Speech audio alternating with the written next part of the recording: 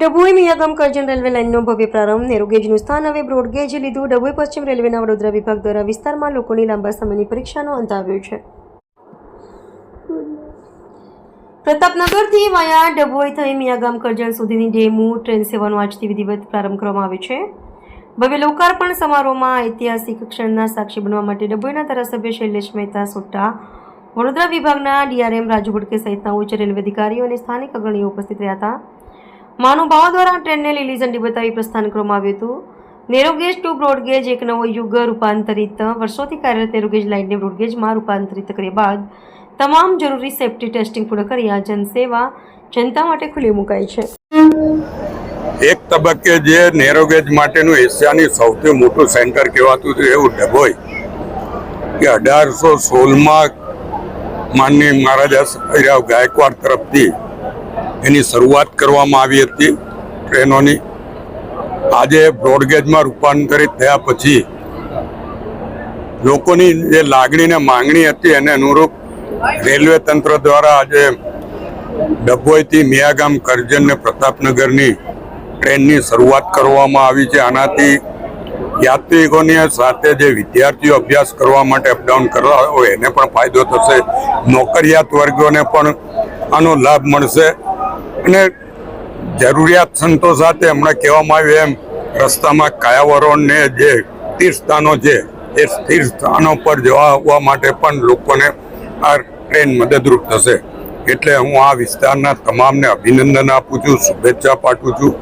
સાથે સાથે ઘણા જ વખતથી અહીંયાના લોકોની જે લાગણી ને માંગણી છે કે ભાઈ અહીંયા જે ટ્રેનો જાય છે એનું બુકિંગ અહીંયાથી કરવામાં આવે ને એની ટિકિટો અહીંયાથી મળે કે બોમ્બે ખાસ કરીને મુંબઈ જવા આવવા માટે જે પરિસ્થિતિ છે આ બાબતની ચર્ચાઓ રેલવે મંત્રી શ્રી અશ્વિની કુમારજી જોડે થયેલી હતી.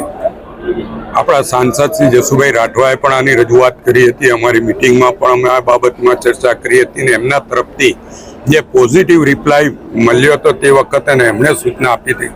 આજે ડીઆરએમ સાહેબે પણ માઇક પર એ સ્વીકાર્યું છે અને ટૂંક સમયમાં ડભોઈથી જે ટ્રેનો જાય છે એ લોકો માટે અહીંયાથી બુકિંગ થાય, એમની ટિકિટો મળે ને એમને ઉતરવાનું ને જવાનો પણ અહીંયાથી લાભ મળે એ વ્યવસ્થા થઈ જશે એવી ખાતરી આપી છે. એ બદલ પણ રેલવે તંત્રને પણ અભિનંદન આપું છું અને આપણા આ વિસ્તારના લોકોની જે લાગણી ને માંગણી સ્વીકારવા બદલ રેલવે મંત્રી અશ્વિની કુમાર વૈષ્ણવજી અને આપણા સાંસદ જસુભાઈ રાઠવાને પણ આભાર સાથે અભિનંदन આપું છું. नमस्कार. मियागाम करजन से डभोई तक की जो लाइन है इसका 2023 में गेज कमीशन हुआ. इसके बाद बड़े दिनों से यहाँ हमारे पास डिमांड थी. माननीय एमपी साहब, एमएलए साहब, इनसे हमेशा इसके बारे में चर्चा की जा रही थी कि यहाँ रेल सेवा शुरू की जाए.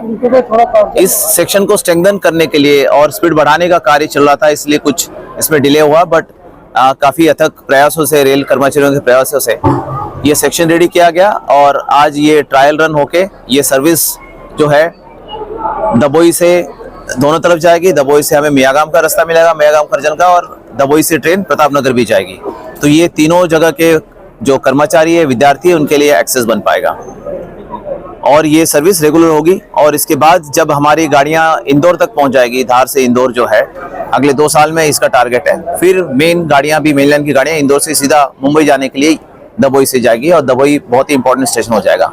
साथ ही माननीय एमपी साहब और एमएलए साहब जो एक डिमांड हमेशा कर रहे थे और वो बहुत महत्वपूर्ण भी कि डभोई से जो ट्रेनें आ रही है एकता नगर से, और डभोई में उनको रुकने का प्लेटफॉर्म मिले और गाड़ियाँ रुके और लोगों को टिकट मिले. उस डिमांड को माननीय मंत्री जी ने दिशा निर्देश दिया था. उस हिसाब से जीएम साहब ने आदेश पर अभी हमारा कंस्ट्रक्शन विभाग 2 नए प्लेटफॉर्म इस स्टेशन के लिए बनाएंगे जिसपे फिर सारी गाड़ियां रुक पाएंगी. ये वर्क सैंक्शन हो गया है और ये कार्य बहुत ही जल्दी शुरू होगा. यहाँ से जो छोटा उदयपुर से ट्रेन आती है जी, बड़ौदा रेलवे स्टेशन तक जाती नहीं जी. वो ऐसा है कि बड़ौदा स्टेशन बहुत ही कंजेस्टेड है आज के डेट में, इसलिए बड़ौदा में प्रतापनगर और विश्वामित्री और छायापुरी ये पैरेलल स्टेशन हो रहे, साथ ही बाजवा डेवलप होगा. तो ये ट्रैफिक डिस्ट्रीब्यूशन हम प्लान कर लेंगे. कुछ गाड़ियाँ जो जरूरी है वो एक आध गाड़ी जो जरूर आगे तक जाएगी, बट जिस हिसाब से हमारा वडोदरा म्युनिसिपल कॉर्पोरेशन से डिस्कशन हुआ है, ये सारे स्टेशन का कनेक्शन बसेस से होगा ताकि लोग एक स्टेशन दूसरे यात्री स्टेशन भी जा पाएंगे. इनफैक्ट प्रतापनगर बहुत ही महत्वपूर्ण स्टेशन डेवलप हो रहा है दभोई जैसे। इसका दोनों स्टेशन का उद्घाटन बहुत ही माननीय प्रधानमंत्री जी करेंगे।